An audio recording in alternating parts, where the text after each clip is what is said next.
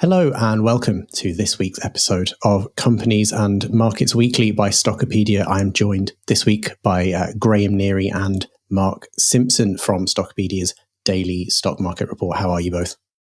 Good, thank you. Good. Very well, thank you. We've got a fun episode planned for today. We're going to spend a little bit of time running through some of the key news that Graham and Mark have been looking at this week, along with other writers on the Daily Stock Market Report, Roland Head and Megan Boxall. We're going to touch on broadly trading platforms and fund managers. There's been some interesting news this week about IG Group and Premier Miton, I think we're going to dig into. We're also going to potentially have a bit of a debate about the investment case for Smith's News. And then Mark has written this week about his investing mistakes from 2024 that he would like to leave behind in 2025. So this might be a bit of a therapy session for Mark, but hopefully we'll leave you with some insights and some lessons that you can apply to your own investing. Graham, do you want to lead off with the news about IG Group? Because I know you hold that. Yeah, sure. So IG has acquired FreeTrade for £160 million. And I'm an IG shareholder, and whenever IG makes an acquisition, I get very nervous. They spent $1 billion on Tasty Trade, which was this kind of quirky options trading platform for retail investors. They did that a few years ago, which I thought was overpriced. Fortunately, the free trade deal is a lot smaller, £160 million.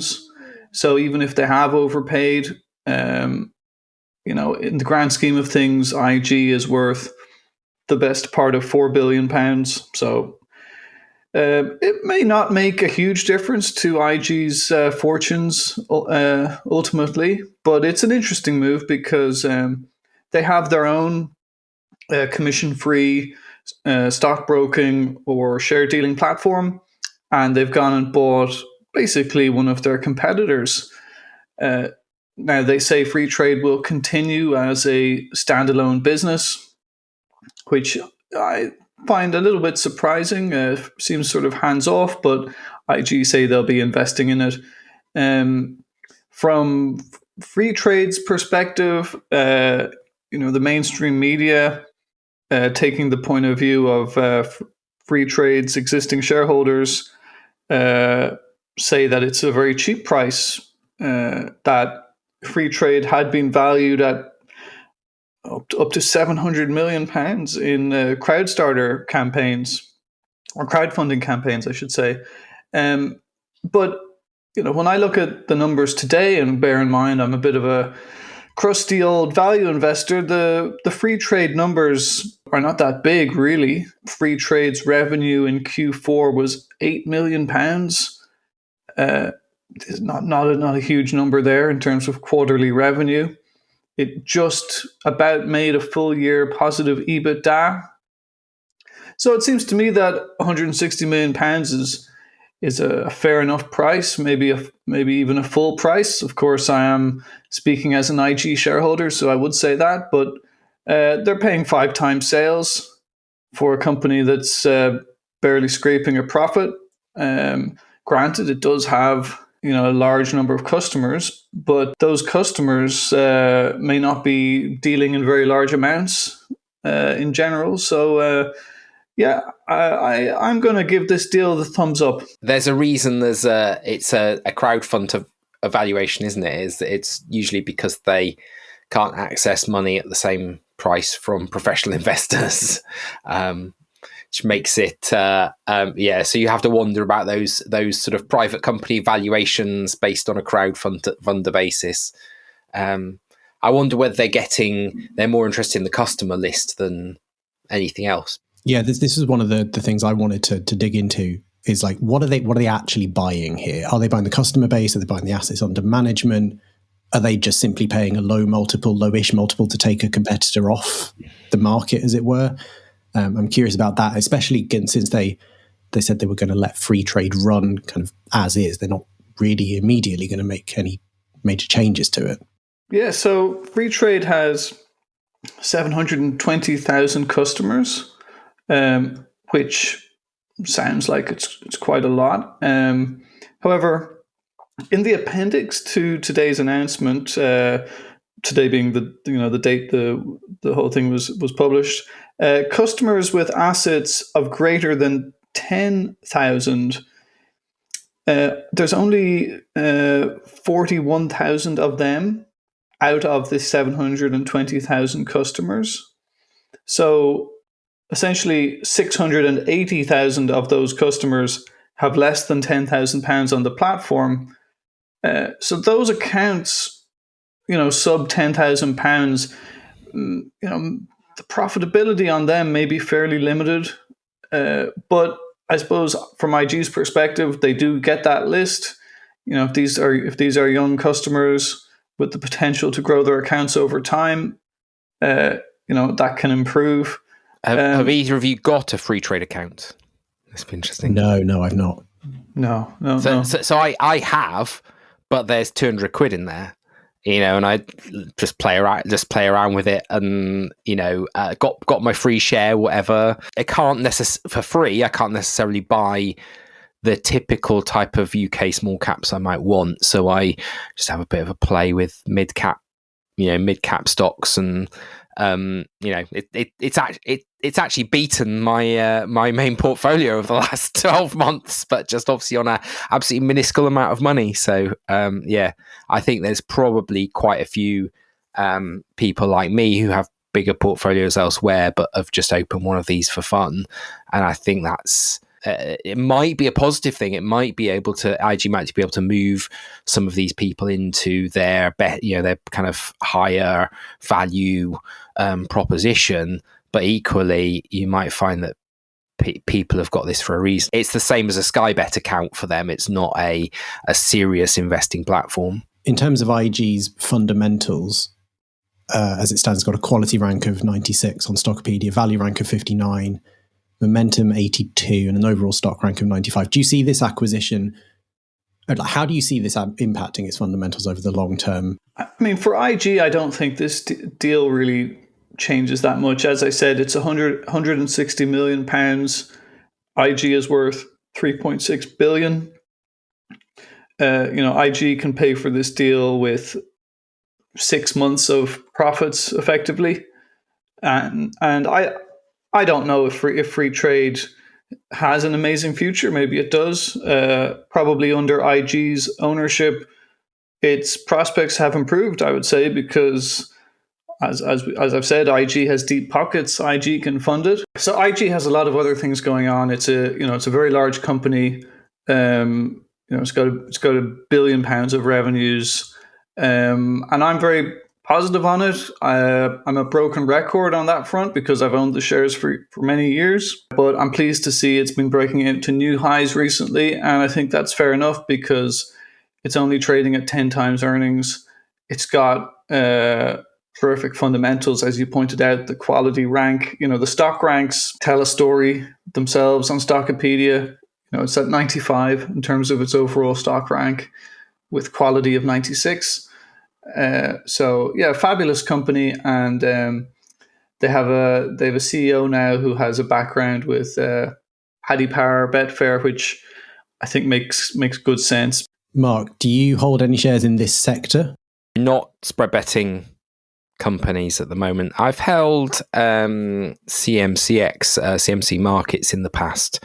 Obviously, within this sector, you've got sort of plus 500, which is closer to the wild west of spread betting, and you've got IG, which is the very stage, they hedge everything. There's almost no market risk in there, and then CMC markets sort of sits somewhere in between the two with a dynamic hedging strategy. But I think for me, CMC markets is the one that goes through the most wild, the wild differences in valuation. So I tend to invest in that one when it looks ridiculously cheap, and hopefully sell when it everybody's excited about it. But I've not held the other two. Sticking with the financial services theme, should we have a bit of a chat about fund managers? Mark, you covered Premier Miton, who reported this week. Yeah, this is one I hold. I was relatively pleased with the update. They had kind of a small amount of outflows. I think it was 33 million for the quarter, but almost all of that was in October in response to the budget fears, and their November, December seemed to be reasonable. And as an overall assets under management, sort of 33 million versus I think 10.8 billion assets under management isn't actually particularly big. The reaction stays a bit confused by the fact that the share also went ex-dividend for a 3p sort of share dividend. So it's probably roughly flat, I think, if you include that. But I thought this is a reasonable performance, particularly compared to something like Impacts that I think maybe had, was it about 2.4 billion outflows. Lion Trust had 1.6 billion outflows in the last quarter. So these were sizable numbers, although they had higher assets under management than Premier Miton. So I was relatively pleased and felt that this was a stock where we as individual investors often think of Premier Miton as being some of the microcap funds, some of the managers that we meet at Mellow events or chat to, but actually it's quite a bit wider than that. I calculate only maybe kind of 17% of its assets were kind of UK focused, and the UK has been performing badly, but the rest hasn't. So I came away fairly positive out of this update. I wanted to dig a little bit into that sort of the product mix that you highlighted there. So only 17% of its products are invested in UK equities. Does that differ from other companies in the sector, other asset managers in the same sector? And do you think that's had an impact on them reporting flat versus others having these outflows? To some extent, I think Lion Trust really is quite UK focused, and that's been one of the ones that's performed worst in terms of outflows. Impacts, off the top of my head, I don't know the kind of breakdown, but my feeling is that's been a much more global, but has also faced some specific headwinds. They're losing, or they've lost part of a St James Place mandate, and they have a further loss of that impacting them sort of coming up, which might also kind of affect the confidence of other investors. If they see a particularly big mandate going, they might feel that that's for specific reasons. People might feel that a lower focus on ethical investing or environmental investing might be the trend might be reversing against that. But I don't know. Personally, I think that that's probably still a good strategy. Investors are looking at their wider impact on the world, and changes of government or this doesn't necessarily change things as much as we might think. What about you, Graham? Are you invested in this sector? Yeah, I've added Impacts to my portfolio now.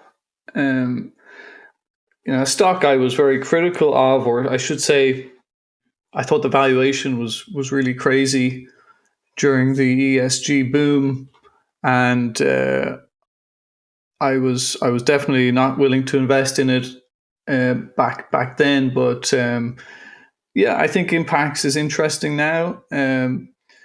Lion Trust is, I don't want to be too critical, but it definitely, it wouldn't be one of the first. It would be one of the last fund managers I would add to my portfolio, because the outflows there are so extreme. I don't see much light at the end of the tunnel there, but I am still moderately positive on the stock because the valuation is so extreme. £260 million for a company with nearly £25 billion of AUM. So I feel kind of like I have to be moderately positive on that, even if the progression there has been really grim. I think if people want to buy ESG, I think they go to impacts type funds. I think Lion Trust is sort of it's done a lot of work in that area, but to me, it's more sort of piggybacking. Polar is still one of my favorites, and but even Polar has suffered recently with outflows. The contrarian in me likes likes the UK exposure, which would be sort of Lion Trust. The fact that it feels like the US or 7 stocks in the US can't dominate the world. They're not they're not going to be a significant part of global GDP, even though they're often great businesses. And I do wonder whether that's a risk with Polar, is that it's now had some outflows, and if the US tech sector actually started reversing, that they would be in one of the worst sort of places. So I guess the momentum investor says buy Polar, and the contrarian investor says buy Lion Trust, and the worried person in between buys Impacts or Premier Miton. Well, I was just going to say, I think with Lion Trust, there's always the risk that management does something weird. They spent ages pursuing GAM, and that never worked out, and that was very expensive, that whole thing. So I would just be worried that when push comes to shove, Lion Trust might try and make a whole bunch of weird acquisitions instead of probably what it should do is let itself be acquired. So I just think there's management teams out there where they're going to go for simplicity, and with Lion Trust, I'm afraid they're going to go for complexity and come up with some crazy solution to their current predicament. Yeah, I don't find the Lion Trust accounts the easiest to read compared to some of the others as well, which just again backs up your view that they're going for complexity over simplicity.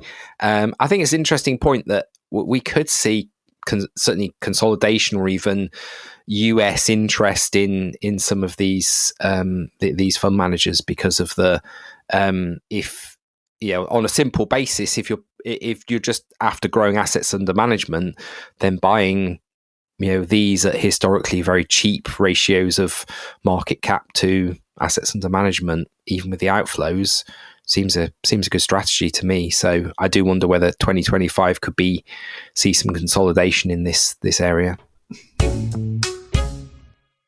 So moving on to Smith's News. I know we framed this in the introduction as a debate. I'm not sure how fiery a debate is going to be. I'm going to try and play devil's advocate and maybe poke a little bit. Graham, do you want to give just a brief overview of what Smith's News does? Maybe chat through its fundamentals, just to give a bit of context for people. Yeah, well, Smith's News is the UK's largest wholesaler of newspapers and magazines, serving tens of thousands of retailers. In a stock market context, I've referred to it as a melting ice cube, because circulations are declining every year. If you look at the newspaper stocks themselves, like Reach, for example, these are heavily discounted shares because people expect the whole thing to wind up at some point in the next few. It could be in a few years. It could be further out. I took a green stance on Smith's News in November. I think the stock was trading at about 5 times earnings or 6 times earnings. It has a stock rank of 97.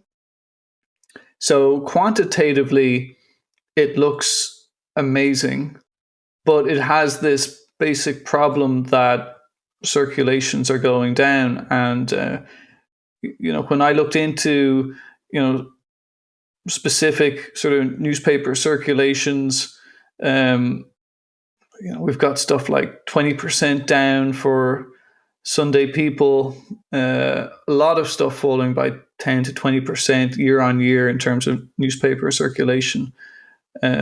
So it's a fundamental problem for the company. But I suppose at 5 times earnings, and with the company saying that 90% of revenues were going to renew until 2029, I thought, well, maybe there's a few puffs left in the cigar.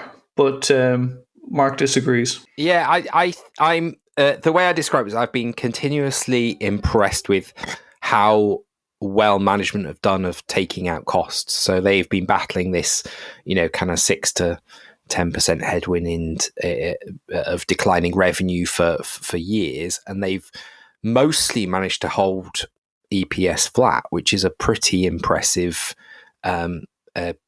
They've paid down debt. They are now being able to pay higher dividends because they've removed those covenants. So there's a lot to like here, but I've been consistently unimpressed with their diversification efforts.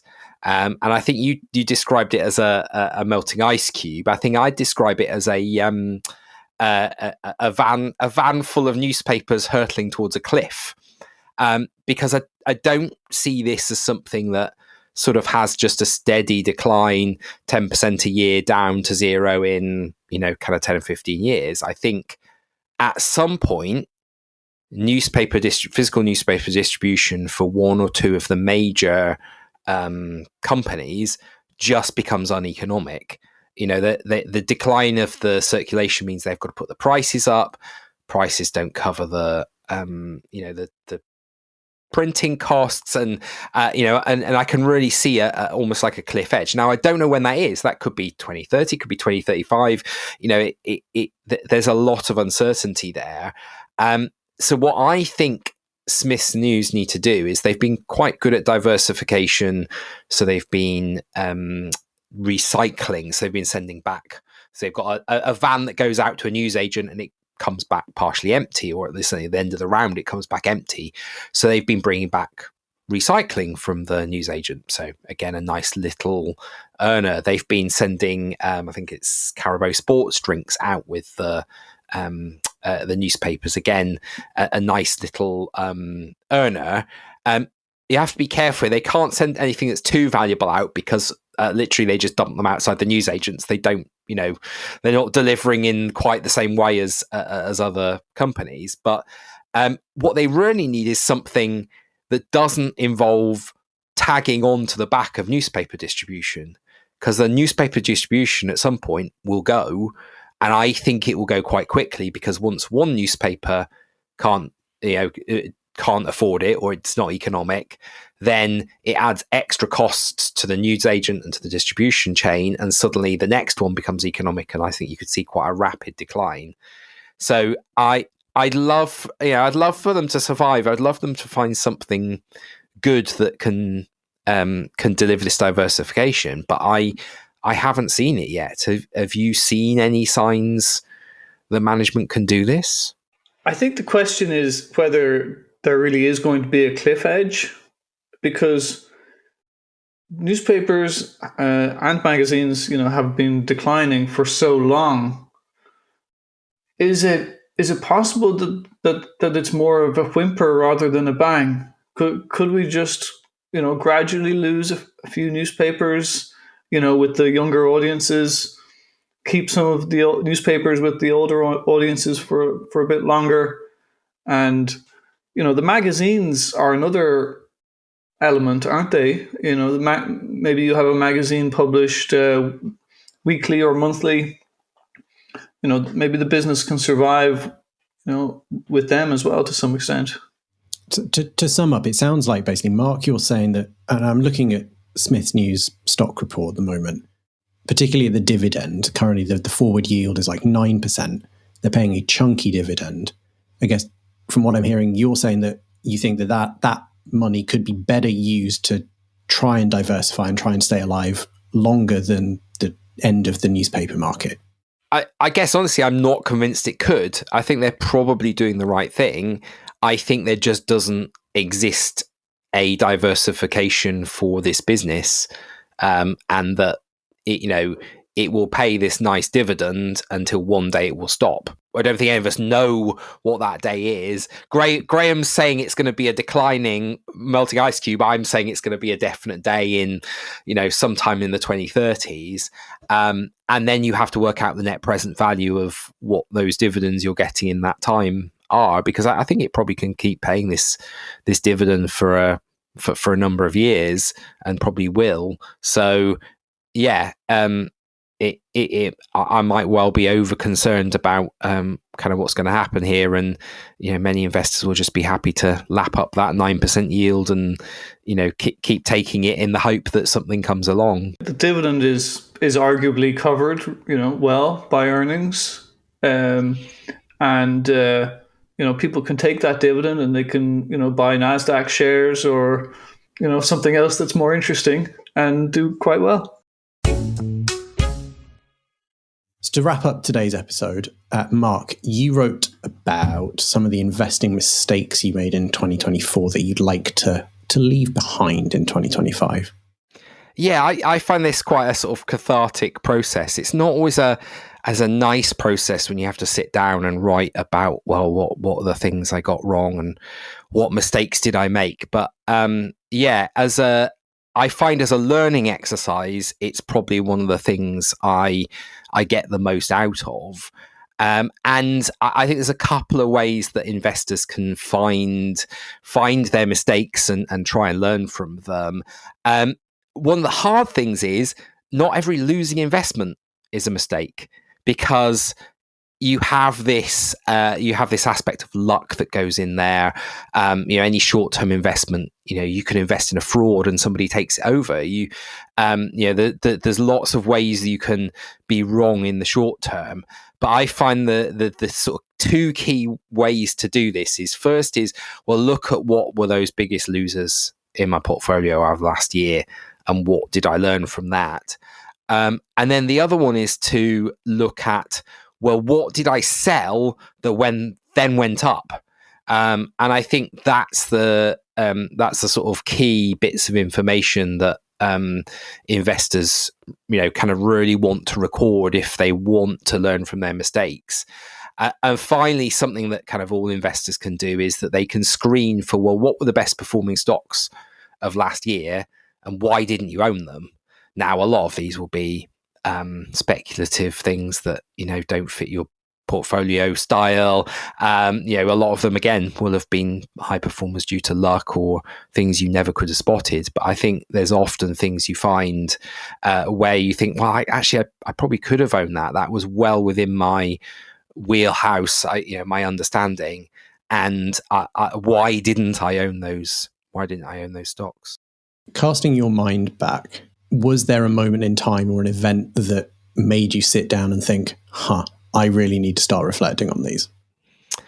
Probably 2008, actually.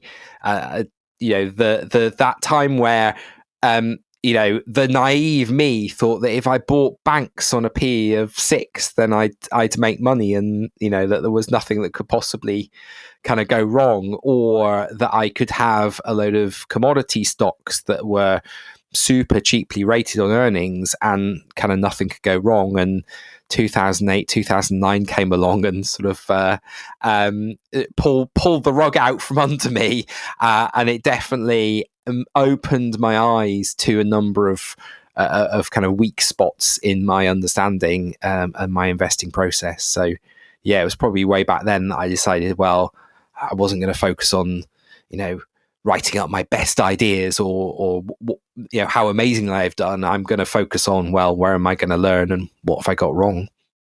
You listed 4 mistakes in the article you wrote. I will link it in the show notes for people to go and read it. You said that the first one was ignoring your own rules, which led to you being overweight in some risky positions that then didn't pay off. You also underestimated how poor the UK market sentiment could get, just how low the lows were going to get. selling too early. You've already mentioned selling things and then went up. You said Made Tech surged 90% after you sold it, which sounds painful. And then kind of the opportunity cost of having that capital invested in the stocks that you had invested in meant that you didn't invest in gold producers and some of the undervalued companies that experienced that we saw a huge amount of takeovers in the last year, certainly in the UK. I guess on the first one, what criteria, and this goes to both of you, what criteria do you use in going forward to determine what the appropriate weighting is for a stock in your portfolio, especially if it's a slightly riskier position? So for myself, the embarrassing thing is I've written a book about this. My book is, effectively how to weight stocks in your portfolio. And, and I think that the mistake I made this year being overweight something was risky is the classic thing that I try to get investors to avoid as part of my book. And it totally is that kind of risk reward, having an idea of, I increase my weighting where I think something has the most upside, and I increase my weighting when I think there is a lower risk.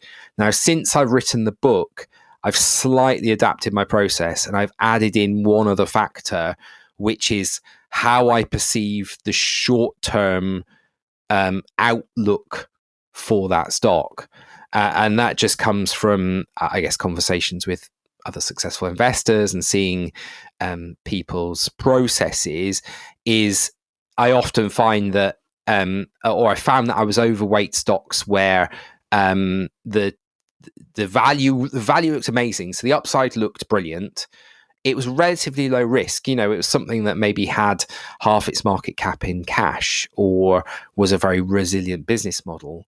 But then there was a profit warning. And I sort of knew the chances were high that this was going to have a profit warning.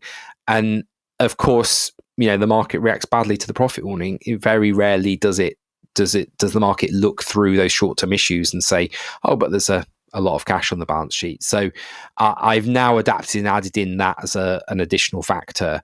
But in general, that's the process I follow. Risk reward. What is the best risk reward ratio that I can get? How does that compare with you, Graham, and your approach to position sizing? When I managed some funds at an institution, I was a big believer in having a high active share, having as much of a difference between the portfolio and the index as I reasonably could, because I feel like that's what the customer was paying for. They're paying for active management, and so if there were 20 sort of active ideas, I would push them, as much as I reasonably could. In that context, as an individual, where there's no real rules on me, I just let things go to wherever the share prices take them, because I don't need, I don't need to sell anything except when I do. And, if I have to sell something, I'll sell something, but otherwise I just let things go. So like I have over 50% of my portfolio in 2 stocks. I have nearly 90% of my portfolio in 5 stocks.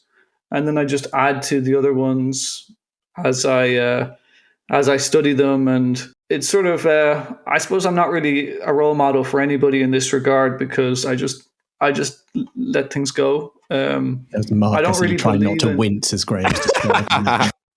Yes, it's sort of like, I consider myself concentrated, but I'm not that concentrated. And perhaps one of my again, the 2008 formative time of my investing life, I had about 50% of my portfolio in a stock that lost 90+% of its value. And okay, I didn't have a lot of money at the time, but it was still pretty painful. And I think one of the interesting things that I also wrote about over Christmas was just the nature of risk. And I think the fact that I ignored my own rule and had something that, a reasonable position in something that took a bath this year, and also the article is about the death of this guy, Dr. Michael Mosley. I think we followed it on the news. He went for a walk in very hot conditions on holiday, got lost, and it appears died from heat exhaustion a couple 100 meters from a resort where he would have got help. And this story kind of stayed with me during the year. And I think part of the reality is that the difference between success and failure can actually be very, very narrow. In his case, it was maybe a couple 100 meters further. If he'd lasted, it would have been a holiday anecdote rather than the sad death of a great communicator and a great man. And that really made me reflect on, well, how much risk am I not seeing? How much risk in my portfolio am I putting down to a holiday anecdote when actually this could have proved fatal? If something else had gone the other way, I could have had some fairly big losses. I don't know. I'm not going to counsel Graham on this thing, but for me, it's definitely. I think if anything, I've become more cautious over the last year.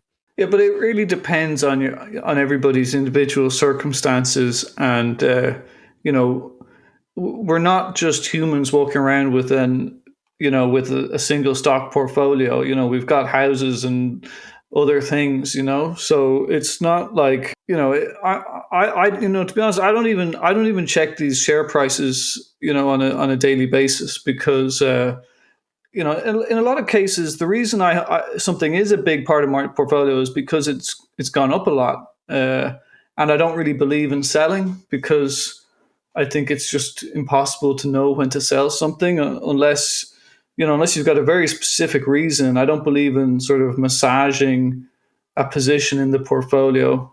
Yeah, everyone's just got to do what works for them. This works for me.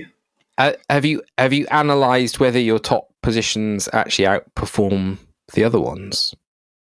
Well, they have, because otherwise they wouldn't be the top positions. The reason I say is there's a really interesting study that a guy called Meb Faber did into replicating hedge fund positions. So these are the idea that you can look what Warren Buffett owns, you can look what any of the top hedge funds that have to publish their figures own, and you can replicate them. And he found that if you replicated what they owned, and this is even with a sort of 3-month lag on reporting, you would outperform the market, with the one caveat, which is you don't buy the biggest holding.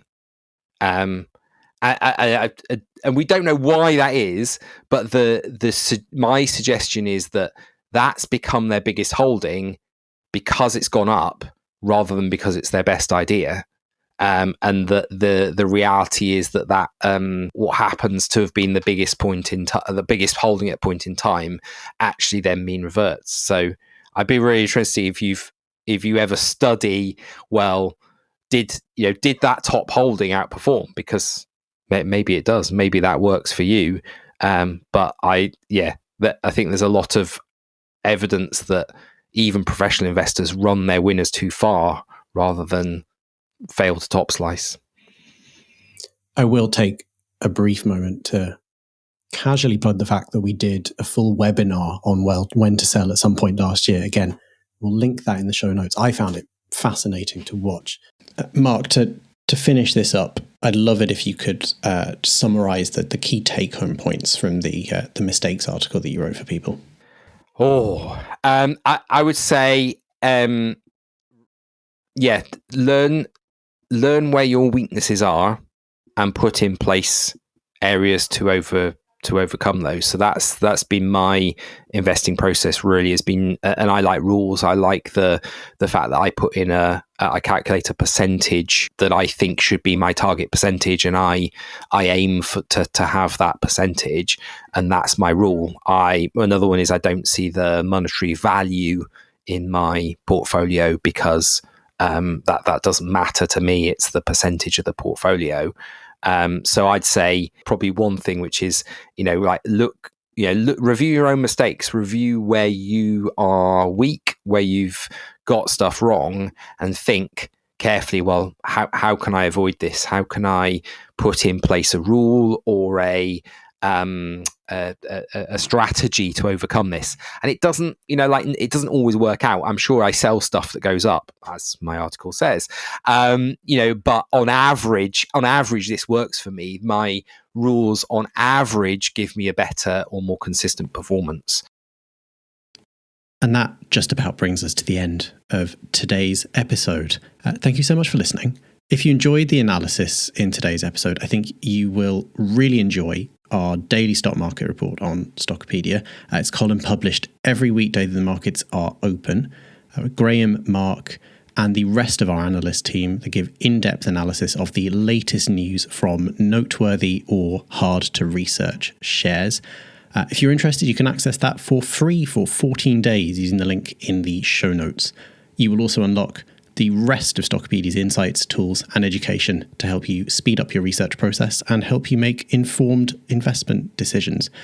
Also, let us know what you thought of this show in this format. There's an email address in the show notes. I would love for you to email in and let me know your thoughts or questions. Or you can get in touch with us on Twitter, or X as it is now called. We are at Stockopedia on there. That's it for this week. I will see you next week at the same time for the next episode. Bye for now.